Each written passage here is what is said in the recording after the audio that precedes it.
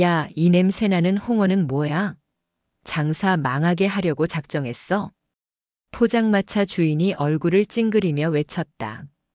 비닐 커튼을 걷고 들어선 사람은 낡은 바지의 구두는 구멍이 나 있고 코트는 세탁 한 번 안 한 듯한 초라한 노인이었다. 그러나 그 노인은 아무 말 없이 조용히 자리에 앉아 막걸리 한 병과 홍어 무침을 주문했다. 그가 자리를 뜨고 나서야 수미는 눈치챘다. 테이블에 무언가 반짝이며 놓여 있는 것을. 지갑? 그건 명품 브랜드 로고가 박힌 고급 지갑이었다. 딱 봐도 이런 노인의 차림새와는 전혀 어울리지 않았다. 할아버지, 지갑 놓고 가셨어요. 수미는 포장마차 밖으로 뛰쳐나갔지만 이미 노인의 모습은 사라지고 없었다. 서울 밤거리엔 차량 소음과 네온 사인만 덩그러니 남아 있었다. 잠시 망설이던 수미는 지갑을 열었다. 그리고 그 속에서 경악했다. 사진 한 장. 해질녘 강가 젊은 시절의 어떤 여자가 아기를 안고 웃고 있었다. 그 얼굴은 엄마였다. 이건 말도 안 돼. 수미의 손이 떨렸다. 어린 시절부터 보아온 엄마의 얼굴. 바로 그 미정이었다. 그리고 그 옆에 또렷한 이니셜이 박힌 명함 한 장. 한정호 회장. 한강그룹 CEO. 수미는 숨이 멎을 것 같았다. 한강그룹? 그건 매일 뉴스에 나오는 대기업이었다. 그곳의 회장이 엄마 사진을 지갑에 넣고 다닌다고. 그날 밤 수미는 집에 돌아와 엄마의 유품 상자를 꺼냈다. 사진 속 엄마는 지금은 이 세상에 없다. 오랜 병환 끝에 세상을 떠난 지 3년. 엄마 이게 뭐야? 수미는 몰랐다. 엄마가 평생 숨겨온 비밀이 있다는 걸. 그리고 자신이 그 비밀의 중심에 서 있다는 걸. 다음 날 수미는 명함에 적힌 주소를 향해 발걸음을 옮겼다. 서울 강남 빌딩 숲속의 중심. 한강그룹 본사. 초라한 점퍼와 청바지를 입고 있었던 수미는 로비에서 제지당했다. 직원 외 출입 금지입니다. 저 이 지갑을요, 회장님께 드려야 해서요. 직원이 비웃듯 쳐다보려는 순간. 잠깐. 정장 차림의 남자 회장 비서가 나타났다. 그는 수미를 위아래로 훑어보더니 말했다. 어제 포장마차 그쪽이었군요. 따라오세요. 엘리베이터 문이 열렸다. 고층 회장실로 향하는 길. 수미는 심장이 터질 듯 뛰었다. 문이 열리고 웅장한 사무실. 그리고 한정호 회장이 돌아서며 그녀를 마주했다. 노인이었다. 어젯밤 포장마차의 그 노인. 그러나 지금은 완벽한 재벌 회장의 얼굴이었다. 그는 잠시 수미를 바라보다가 조용히 말했다. 그 지갑 내가 주었구나. 네. 근데 왜 엄마 사진이? 수미는 떨리는 손으로 사진을 꺼내 보였다. 그 순간 회장의 얼굴이 굳어졌다. 한참 침묵 끝에 그는 조용히 입을 열었다. 그 여자는 미정이다. 그리고 너는 그 아이의 딸이겠지. 수미의 눈이 커졌다. 그럼 당신은 엄마와 무슨 사이였던 거예요? 그는 창밖으로 시선을 돌렸다. 다음에 말해주지. 지금은 그럴 준비가 안 됐으니까. 수미는 문턱 앞에서 돌아보며 물었다. 당신 혹시 내 아버지예요? 회장은 대답하지 않았다. 그러나 눈빛은 말하고 있었다. 그래, 내가 내 딸이다. 수미 씨 회장님께서 오늘 직접 보자고 하셨습니다. 비서의 전화였다. 전날 밤 정호 회장은 아무 말 없이 창밖만 바라보다 수미를 돌려보냈다. 그날 이후 수미는 밤을 지새우며 마음속 수천 개의 질문과 싸워야 했다. 정말 아빠인 걸까? 왜 지금까지 날 찾지 않았던 거지? 엄마는 왜 끝까지 그 사람 얘기를 하지 않았던 걸까? 한강그룹 회장실. 다시 들어선 그 공간. 정호 회장은 그날과 달리 다소 차분해진 얼굴이었다. 그러나 눈 밑엔 분명 불면의 흔적이 드리워져 있었다. 왔구나. 앉아라. 수미는 묵묵히 자리에 앉았다. 정호는 지갑에서 오래된 사진을 꺼내 바라보며 입을 열었다. 내 어머니 미정이와 나는 젊은 시절 서로 사랑했다. 그 한 문장에 수미의 심장이 철렁 내려앉았다. 하지만 내 집안은 그걸 허락하지 않았지. 재벌가 아들이 시장통 떡볶이집 딸이랑 결혼한다고 하면 당장 쫓겨날 판이었거든. 수미는 이를 악물었다. 그래서 버리셨어요? 그냥 엄마를, 그 여자를 사랑한다면서. 정호는 고개를 떨구었다. 그때 난 비겁했지. 그는 턱을 괴고 멍하니 중얼거렸다. 그 후로 미정이가 임신했다는 소식도 뒤늦게 들었고 찾아갔을 땐 이미 그 동네를 떠난 뒤였어. 수미는 눈에 눈물이 맺혔다.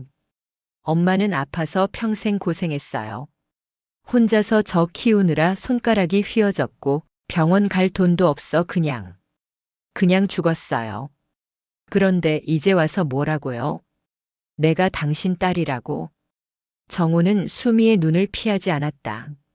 그래. 넌 내 딸이야. 그리고 내가 평생 속죄해야 할 이유지. 그 순간 수미가 자리에서 벌떡 일어섰다. 웃기지 마세요. 딸이라고요? 그럼 왜 한 번도 찾아오지 않았어요? 왜 엄마가 병들어 죽을 때 당신은 편하게 골프 치고 주식하고 기사 딸린 차 타고 다녔냐고요. 수미의 울분이 폭발했다. 지금 와서 딸이랍시고 책임지겠다고요? 회장님 체면 구기지 않으려고 그러는 거 아니에요? 정호는 눈을 감고 고개를 숙였다. 아니, 내가 원하지 않는다면 난 아무것도 하지 않겠다. 다만 진실은 말해주고 싶었어. 수미는 문을 박차고 나가려다 멈칫했다. 만약 엄마가 그 사진 속 여자가 아니라면 당신은 나한테 그런 말 하지 않았겠죠? 정호는 입술을 꾹 다물었다. 그게 곧 대답이었다. 수미는 고개를 절레절레 흔들며 회장실 문을 박차고 나갔다. 뒤이어 닫히는 문소리가 차갑게 울렸다. 그녀는 엘리베이터 안에서 결국 무너졌다. 눈물이 터져 나왔다. 비명을 지르고 싶을 만큼 억울하고 슬프고 허탈했다. 엄마 대체 무슨 일이 있었던 거야? 확실한 증거가 필요합니다. 정호 회장의 지시에 따라 진행된 유전자 검사 결과가 나왔다. 99.998% 일치. 수미는 한정호의 친딸이었다. 비서가 보고서를 책상 위에 조심스럽게 올려두자 정호는 천천히 눈을 감았다. 오래 묵힌 한숨이 입 밖으로 흘러나왔다. 미정아, 이제야 너에게 조금은 용서받을 수 있을까? 수미는 아직 혼란 속에 있었다. 아버지라고 불러야 할 사람은 너무도 낯설고 그가 살아온 세계는 자신과 너무 달랐다. 그러나 검사 결과는 말하고 있었다. 피는 속일 수 없다고. 며칠 후 정호 회장은 공식 기자회견을 열었다. 대한민국 상장기업 10위권 안에 드는 한강그룹의 수장이 직접 나와 기자들 앞에 고개를 숙였다. 저는 제 삶의 절반을 숨기며 살아왔습니다. 오늘 이 자리에서 그 진실을 말씀드리고자 합니다.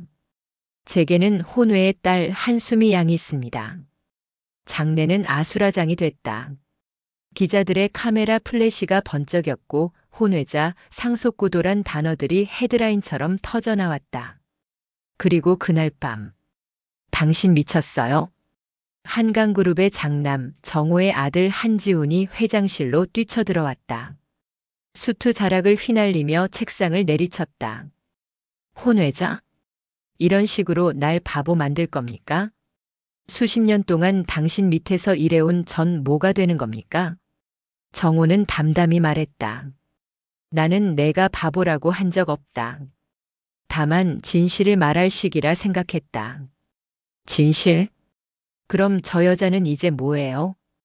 한강그룹 상속 잘합시고 내 몫까지 뺏어가게 놔둘 거냐고요. 정호는 조용히 지훈을 바라보다 한마디만 뱉었다. 조심해라. 내가 내 딸을 어떻게 대하느냐에 따라 너의 미래가 달라질 것이다. 한편 수미는 정호가 마련한 아파트로 임시 거처를 옮겼다. 그러나 그곳은 편안함보다 불편함이 더 컸다.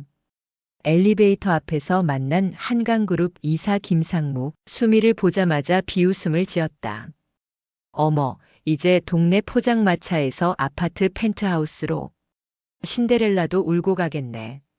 수미는 대꾸하지 않았다. 하지만 속에서는 분노가 끓어올랐다. 다들 나를 뭐라고 생각하지?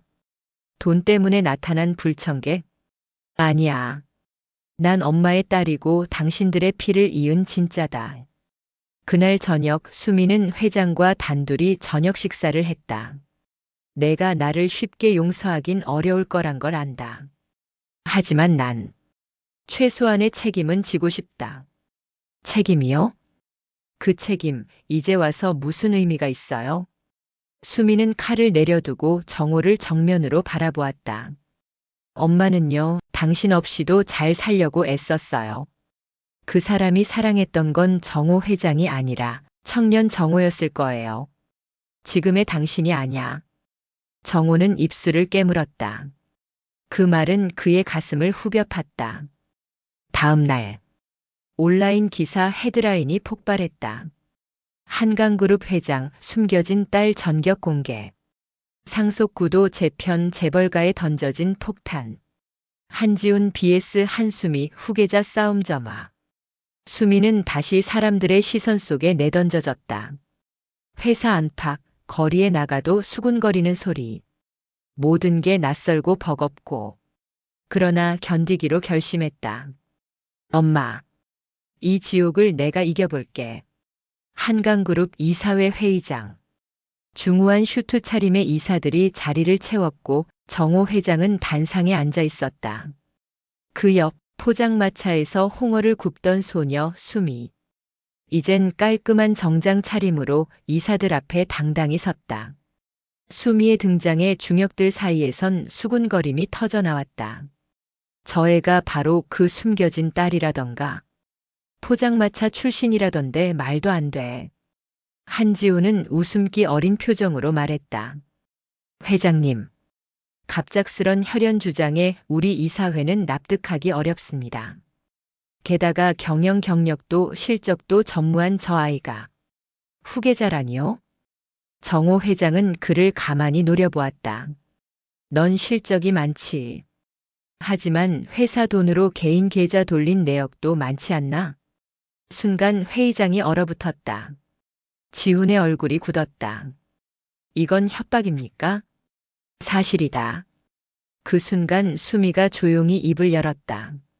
전 한강그룹이 뭔지도 몰랐고 지금도 숫자 몇 개 외우는 게 중요하다고 생각하지 않아요.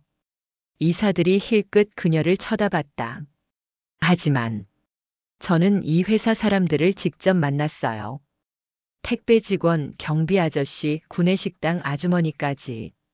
모두가 회사가 조금 더 따뜻해지길 바라고 있었죠. 수미는 당당하게 이사들을 바라봤다. 이제껏 이 회사엔 따뜻함이 없었어요. 이익만, 숫자만, 승진만 중요했죠. 저는 그걸 바꾸고 싶습니다. 순간 정호 회장이 조용히 미소 지었다. 저게 내 딸이다.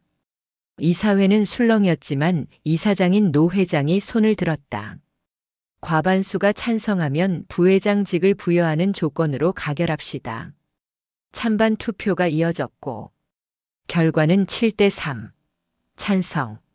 수미는 한강그룹 부회장이 되었다. 이날 저녁 회장실에서 단둘이 마주 앉은 수미와 정호. 처음엔 당신을 용서하고 싶지 않았어요. 정호는 조용히 고개를 끄덕였다. 지금도 완전히 용서한 건 아니에요. 엄마를 생각하면 아직도 속이 뒤집혀요. 수미는 눈시울을 붉히며 말했다. 하지만 당신이 엄마를 사랑했던 건 사실이었단 거 이젠 알아요. 정호의 눈가에도 눈물이 맺혔다. 미정이는 내가 지켜주지 못했지만 너는 절대 잃고 싶지 않다. 며칠 뒤 수미는 포장마차를 찾았다. 자신이 일하던 그 자리에서 손님들과 소주 한 잔 기울이며 속삭였다. 엄마, 나 이제 안 울어. 엄마 딸로서 그리고 한수미로서 끝까지 살아볼게. 하늘에 구름 한 점 없던 밤. 포장마차 위로 별이 반짝였다.